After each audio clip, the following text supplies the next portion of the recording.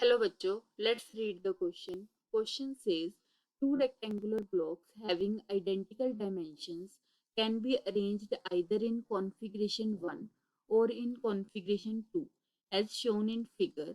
One of the blocks has thermal conductivity K and the other 2K. The temperature difference between the ends along x-axis is the same in both the configurations. It takes 9 seconds to transport a certain amount of heat from a hot end to the cold end in configuration 1. The time to transport the same amount of heat in configuration 2 is, हमें ये चार option दी हुई हैं, उनमें से correct option choose करनी है। इसी के साथ हमें डायग्राम दिया है एक, जिसमें कॉन्फ़िगरेशन 1 और कॉन्फ़िगरेशन 2 गिवन है। अब हम कॉन्फ़िगरेशन 1 में देखें, जो फर्स्ट कॉन्फ़िगरेशन में है, ये दोनों ब्लॉक्स किस में है, हमारे पास सीरीज में लगे हुए हैं। ठीक है, अगर ये सीरीज में लगे हुए हैं, सीरीज कॉम्बिनेशन है, तो हमारे पास जो इनका रेजिस्टेंस होगा आर इक्विवेलेंट होगा, वो किसके इक्वल होगा, हमारे पास R1 प्लस R2 के। बिकॉज क्यों, क्योंकि ये कॉम्बिनेशन कौन सा है, सीरीज कॉम्बिनेशन है। तो R1 की वैल्यू हमारे पास क्या होगी, L divide by K A, because पहला K है फिर 2K है, प्लस R2 क्या होगा, L divide by 2 times K A. ठीक है, जब इसका एलसीएम लेंगे तो हमारे पास 2 टाइम्स के ए आ जाएगा, और ऊपर क्या आ जाएगा 2L प्लस L, जो किसके इक्वल होगा 3 times L divide by 2K ए। उसी तरीके से हम कॉन्फ़िगरेशन सेकंड में देखें, ये हमारे पास फर्स्ट कॉन्फ़िगरेशन थी।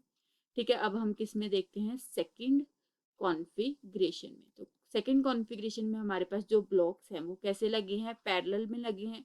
तो जो इनका आर डैश इक्विवेलेंट होगा वो किसके इक्वल होगा, 1/R1 प्लस 1/R2, जिसको हम क्या लिख सकते हैं, आर, ये किसके इक्वल होता है, 1/R इक्विवेलेंट। तो आर जो इसका होगा आर डैश, वो किसके इक्वल आ जाएगा, R1 R2 divide by R1 plus R2। इनका एलसीएम लेके रेसिप्रोकल कर दिया।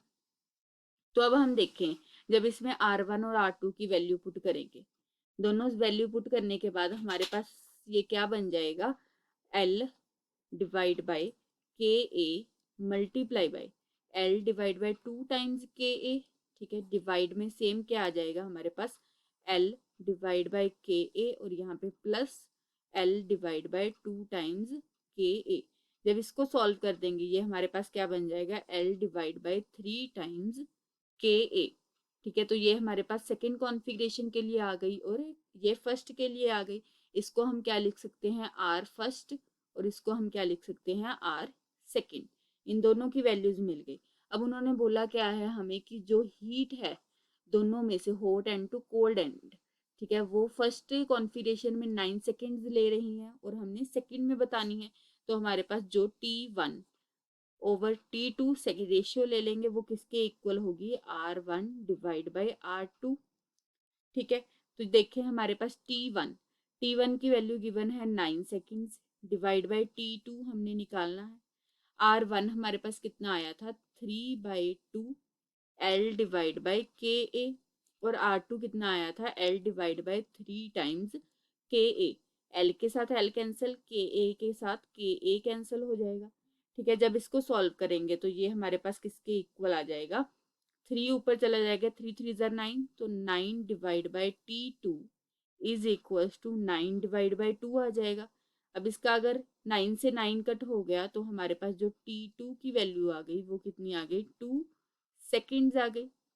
ठीक है, तो हम अपने ऑप्शंस में से देखें, जो हमारी फर्स्ट ऑप्शन है, फर्स्ट ऑप्शन हमारे पास क्या है, 2 सेकेंड 2.0 सेकेंड्स, मतलब ये क्या हो गए 2 सेकेंड्स।